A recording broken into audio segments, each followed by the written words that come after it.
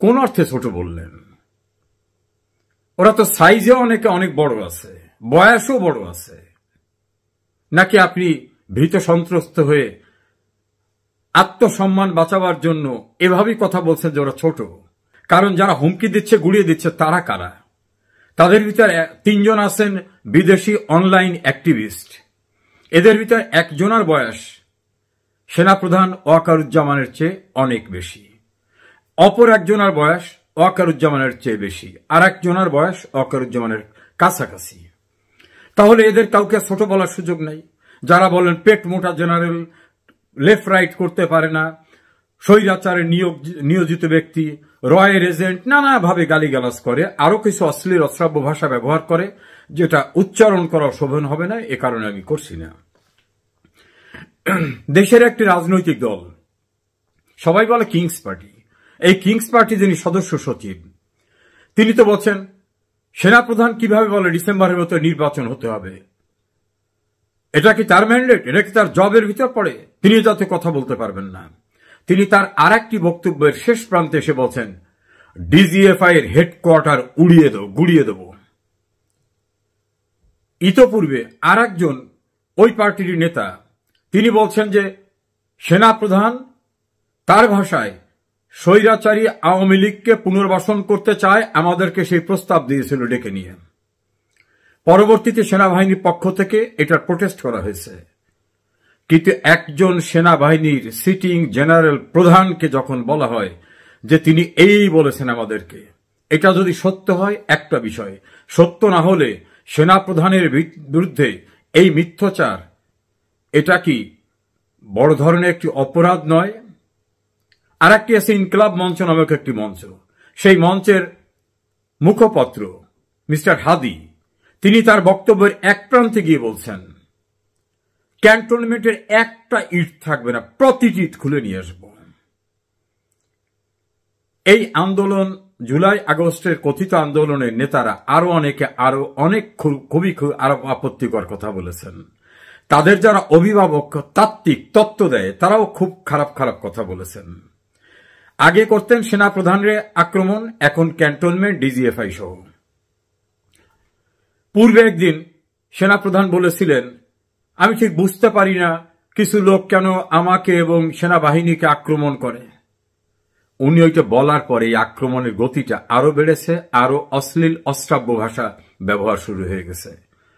এখন সেইটার জবাব উনি দিলেন যে ওরা বড় হলে তখন বুঝবে। এখন যারা এগুলো বলতেছেন তারা, তাদের এক পার্টির বয়স তো আমি বললাম, আর এক পার্টির সবাই রাজনৈতিক দলের নেতা। শুধু নেতা না, বর্তমান যে সরকার প্রধান দাবি করা ডক্টর ইউনূস, তার নিয়োগ যারা দিয়েছেন তারা, অর্থাৎ তারা নিয়োগকর্তা এবং তারা একটি রাজনৈতিক দলের গুরুত্বপূর্ণ নেতা। এবং তারা এত গুরুত্বপূর্ণ নেতা যে আর্মির এপিসি, তার ভিতরে তাদেরকে নিরাপত্তা দিয়ে আনতে হয়। তাদের প্রোগ্রামে ডগ স্কোয়াড, সোয়াত বাহিনী, র্যাব, বিজিবি, পুলিশ এবং ঢাকার থেকে স্বরাষ্ট্র মন্ত্রণালয় একটি কক্ষ থেকে মনিটর করা হয়। কত ইম্পর্ট্যান্ট! অতীতে কোনোদিন বাংলাদেশের কোন রাজনৈতিক দলকে এত প্রোটেকশন দেওয়া হয়নি, এত কিছু করা হয়নি। আপনি যাদের ছোট বলছেন তারা শোনার পর তারা আরো বিরূপ প্রতিক্রিয়া ব্যক্ত করছে। আপনি ডিজিটাল প্ল্যাটফর্ম চেক করে দেখেন। আমরা মনে করি সেনাবাহিনী আমাদের সার্বভৌমত্বের একটি অংশ। যখনই দেশ বিপন্ন হতে পারে তখন সেনাবাহিনী এই দেশের নিরাপত্তা রক্ষা করে। এমনকি যখন প্রাকৃতিক দুর্যোগ, তখনও তারা গুরুত্বপূর্ণ দায়িত্ব পালন করে। যদিও সেনাবাহিনী বিভিন্ন সময় বেশ কিছু আপত্তিকর ঘটনা তো ঘটিয়েছে। সেনাবাহিনীর বিপদগামী ব্যক্তিরা স্বাধীন বাংলাদেশের স্থপতি বঙ্গবন্ধুকে নির্মমভাবে খুন করেছে। সেনাবাহিনীর বিপদগামী ব্যক্তিদের হাতে আর এক সাবেক সেনাপ্রধান জেনারেল জিয়াউর রহমান খুন হয়েছে, খালেদ মোশাররফ খুন হয়েছে, জেনারেল মঞ্জুর খুন হয়েছে। এটা কিন্তু সিভিলিয়ান কেউ যে খুন করেনি। আর এক পঙ্গু মুক্তিযোদ্ধা কর্নেল তাহের, বাইরের কেউ যে তাকে খুন করে নাই। এই বিষয়গুলো আমরা মাথায় রাখার পরও মনে করি অ্যাজ এ হোল সেনাবাহিনী, দেশপ্রেমিক সেনাবাহিনী, বাংলাদেশের স্বাধীনতা সার্বভৌমত্বের অতন্দ্র প্রহরী। সেই সেনাবাহিনীকে যে কেউ হুমকি দিলে থাকবে এটা। আপনি তো দায়িত্ব নিয়ে বলছিলেন আমি দায়িত্ব নিলাম, আমার উপর ভরসা রাখেন। আপনি দায়িত্ব নেওয়ার পরে দেশ কি মব সংস্কৃতি বন্ধ হয়েছে? হয়নি। বিশ্বখ্যাত সঙ্গীত তারকা মমতাজকে কি নির্মমভাবে নাজেহাল করা হয়েছে। ঢাকা কোর্টে এবং নারায়ণগঞ্জ কোর্টে কিভাবে সিনিয়র রাজনৈতিক নেতৃবৃন্দদেরকে মবের শিকার হতে হয়েছে। এটা আপনি দায়িত্ব নিয়ে এবং পরেও যখন বলছেন যে আর মব সহ্য করা হবে না, এগুলো তার পরের ঘটনা। আপনার শপথ নেওয়ার সময় তো 3টে শব্দ থাকে, প্রয়োজনে জীবনের বিনিময়ে বাংলাদেশের রাষ্ট্রপতি এবং সংবিধানকে রক্ষা করব।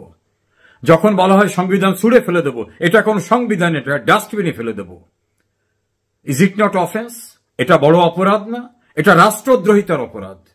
যখন বলা হয় রাষ্ট্রপতির নামের সঙ্গে একটা পশুর নাম যুক্ত করে বলা হয় তার বাচ্চা, রাষ্ট্রপতিকে উচ্ছেদ করব, এটা অপরাধ না? এটা ইন্টিমিডেশন, এটা অপরাধ না? রাষ্ট্রপতি রাষ্ট্রের প্রতীক। আপনার দায়িত্ব, আপনার সেনাবাহিনীর দায়িত্ব তার নিরাপত্তা নিশ্চিত করা, তার সম্মান নিশ্চিত করা, তার প্রোটেকশন নিশ্চিত করা। কই তাদের বিরুদ্ধে তো কোনো আইনগত ব্যবস্থা হয়নি। এর প্রত্যেকটা কথা যে ক্যান্টনমেন্ট উড়িয়ে দেবো, ডিজিএফআই উড়িয়ে দেবো, আপনার বিরুদ্ধে যে কথাগুলো বলা হয়, গোটা ক্যান্টনমেন্টের বিরুদ্ধে যেটা বলা হয়, রাষ্ট্রপতির বিরুদ্ধে বলা হয়, এর প্রত্যেকটি ঘটনা আইনের দৃষ্টিতে রাষ্ট্রদ্রোহিতার অপরাধ। আপনি অপরাধগুলো দেখেন না? আপনি সেনাবাহিনীকে রাস্তায় নামিয়ে রাখছেন, দেশ ও জনগণের অতন্দ্র প্রহরী। এই অতন্দ্র প্রহরীরা দাঁড়িয়ে আছে বাঙালি জাতির তীর্থস্থান বঙ্গবন্ধুর ভবন, যেখান থেকে গোটা জাতির সমস্ত অর্জনের পরিকল্পনা হয়েছে, বাস্তবায়ন হয়েছে, সেটা গুড়িয়ে দেওয়া হচ্ছে। আপনার লোকরা সেখানে দাঁড়িয়ে রয়েছে। ঢাকায় মবের অত্যাচারে কোনো জায়গায় কেউ থাকতে পারছে না। ব্যবসায়ী থেকে শুরু করে শান্তিপ্রিয় মানুষ, ভিন্ন রাজনৈতিক দর্শনের মানুষ, সচিবালয়ের লোক, বিচারপতি, সবখানে মবের অত্যাচার। আপনার সেনাবাহিনী আছে, তাদের কাছে কমপ্লেন করলে তারা নাকি বলে আমাদের কোনো অ্যাকশনে যাওয়ার এখতিয়ার নাই, আমরা এমনি আছি, আমরা যদি কোনো এইড লাগে এইড দেব। আপনি তো দায়িত্ব নিয়েছিলেন। আচ্ছা, ম্যাজিস্ট্রেসি পাওয়ারটা নিয়ে কি করছেন? বাংলাদেশের যত জায়গায় মব হলো, আপনি দায়িত্ব নেওয়ার পর, ম্যাজিস্ট্রেসি পাওয়ার নেওয়ার পরে, এই মবের একটা ঘটনায় তো কোনো অ্যাকশনে দেখলাম না। একটা অ্যাকশন দেখছি, সেনাবাহিনীর সাবেক প্রধান জেনারেল হোসেন মোহাম্মদ এরশাদের ভাই জাতীয় পার্টির জিএম কাদেরের বাড়িতে ঝামেলা হলে সেখানে সেনাবাহিনী গিয়েছিলেন এবং মবের সঙ্গে জড়িতদের ডেকে এনে তাদের ভুল ভেঙে দিয়েছেন। কিন্তু জেনারেল না হলেও যিনি জেনারেল পয়দা করেছেন, যার কারণে জেনারেল হতে পেরেছেন অনেকে, সেই বঙ্গবন্ধুর বাড়ি গুড়িয়ে দেওয়ার সময় কোথায় ছিলেন আপনারা? কি দায়িত্ব পালন করেছেন? সারা দেশে বঙ্গবন্ধুর মুরাল, বীরশ্রেষ্ঠদের মুরাল, মুক্তিযুদ্ধের বিভিন্ন স্মারক যখন গুড়িয়ে দেওয়া হয়, এটা দেশের স্বাধীনতা, সার্বভৌমত্বের, সংস্কৃতির অংশ। কোথায় আপনাদের ভূমিকা? বিভিন্ন ক্যান্টনমেন্টে তো বীরশ্রেষ্ঠদের, বঙ্গবন্ধুর মুরাল ছিল, সেগুলিকে আছে? যদি না থাকে, আমার প্রশ্ন, সেগুলি কারা ভাঙল? ক্যান্টনমেন্টের ভিতর তো বাইরের কোনো লোক যে ভাঙার কথা না। আর যদি বাইরের কেউ ভাঙতে যায়, নিশ্চয়ই ক্যান্টনমেন্টের নিরাপত্তার দায়িত্বে তো আপনারা আছেন। সেগুলি কি হলো? অনেকে বলে সেনাবাহিনীকে রাস্তায় দীর্ঘদিন নামিয়ে রাখার ফলে তাদের প্রতি যে অসম্মানজনক আচরণ করা হচ্ছে। ঢাকা কলেজ, সিটি কলেজের ঘটনা, কাজী নজরুল এবং জগন্নাথ আর কি কলেজের, মোল্লা কলেজের ঘটনায় সেনাবাহিনীর ইউনিফর্ম ধরে টানতেছে, তাদের স্লোগান দিচ্ছে ভুয়া ভুয়া। কিভাবে তারা অপমানিত হচ্ছে এবং তারা নির্বাক দাঁড়িয়ে আছে, মনে হয় যেন স্ট্যাচু। আগে একজন সেনাবাহিনীর জওয়ানের, কনস্টেবল দেখলে মানুষ তাকে শ্রদ্ধা করত, ভয় পেত। সামরিক বাহিনীর নেপথ্যে থাকা সরকার, অনিলেবেন সরকারের সময় আমরা দেখিনি। আর এই সময় কি দেখছি? সেনাবাহিনীর সদস্য, কর্মকর্তা তো দূরের কথা, ক্যান্টনমেন্ট এবং আপনাকেও পাত্তা দিচ্ছে না। আপনি কিসের নিরাপত্তা দায়িত্ব নিয়েছেন? আপনারা তো শপথ নিয়েছিলেন, আপনি তো ওয়াদা করেছিলেন দায়িত্ব আমি নিলাম, আমার উপর ভরসা রাখেন। আপনার উপর ভরসা রাখার পরে বীর মুক্তিযোদ্ধা নুরুল হুদার গলায় জুতার মালা। আপনার উপর ভরসা রাখার পরে কোর্ট প্রাঙ্গণে, ঢাকা কোর্টে, নারায়ণগঞ্জ কোর্টে কিভাবে নাজেহাল হচ্ছে, মবের শিকার হচ্ছে এদেশের প্রবীণ রাজনীতিবিদরা। আপনার উপর ভরসা রাখার পরে মবের কারণে আজকে আইন শৃঙ্খলা পরিস্থিতি কোথাও নাই। চাঁদাবাজিতে সয়লাভ হয়ে গেছে সারা দেশ। দুই একটা বিচ্ছিন্ন ঘটনা সামনে আসছে। সারা দেশে চাঁদাবাজিতে প্রায় 150 ইন্ডাস্ট্রি বন্ধ হয়ে গেছে। ভিন্ন রাজনৈতিক মতাদর্শী অথবা ভিন্ন সম্প্রদায়ের, ধর্মীয় সম্প্রদায়ের লোকরা চাঁদার হাত থেকে পরিত্রাণ পাচ্ছেন, এর সংখ্যা রেয়ার অ্যান্ড রেয়ারেস্ট। কমপ্লেন করলে আপনার বিভিন্ন জায়গার ক্যাম্প থেকে বলা হয় আমাদের কোনো অ্যাকশন নেওয়ার অথরিটি নাই, আমরা ভিজিলেন্সে আছি। জেনারেল ওয়াকারুজ্জামান, আপনি তো দায়িত্ব নিয়েছিলেন, কি দায়িত্ব পালন করছেন আপনি? আমরা দেখলাম শেখ হাসিনাকে মবের কারণে সরে যাওয়ার পরে আইনে নিষিদ্ধ একটি সংগঠনকে সবার আগে আপনি ক্যান্টনমেন্টে ডেকে নিলেন। জেনারেল ওয়াকারুজ্জামান, সেই সময় নিষিদ্ধ সংগঠনকে ক্যান্টনমেন্টে ডেকে নেওয়া কি সুযোগ ছিল কোন আইনে? কিসের ভিত্তিতে নিলেন আপনি? এই প্রশ্নের জবাব শুধু এটার না, আরো অনেক প্রশ্ন রয়েছে। আপনি তো দায়িত্ব নিয়েছিলেন যে ঢাকার নিরাপত্তা, গণভবনের নিরাপত্তা, প্রধানমন্ত্রীর নিরাপত্তা, সব দায়িত্ব আপনি নিয়েছিলেন, যেটা স্বরাষ্ট্রমন্ত্রী আসাদুজ্জামান কামালের ইন্টারভিউতে শুনলাম। সে কারণে আওয়ামী লীগ তার রাজনৈতিক শক্তিকে সম্পূর্ণরূপে বিরত রেখেছিল। আপনি দায়িত্ব নেওয়ার পরে সকালবেলায় আপনার ফোর্সরা সমস্ত গেট খুলে দিল এবং বিভিন্ন মবের ঢাকায় প্রবেশ নির্বিঘ্ন হয়ে গেল। গণভবন, সংসদ ভবন, বাংলাদেশ টেলিভিশন, এর প্রতিটি রাষ্ট্রীয় সম্পদ। সরকার পরিবর্তিত হবে, নতুন সরকার আসবে, নতুন প্রধানমন্ত্রী আসবে, নতুন রাষ্ট্রপতি আসবে। যেভাবে এই প্রতিষ্ঠানগুলোকে ধ্বংস করে উল্লাস প্রকাশ করা হয়েছিল, সেনাবাহিনী কি ব্যর্থ হয়েছিল? সেনাবাহিনী কি এটা রক্ষা করতে পারত না? এ প্রশ্ন অনেকেরই, এবং সে প্রশ্নের অনেক যৌক্তিক দিক রয়েছে।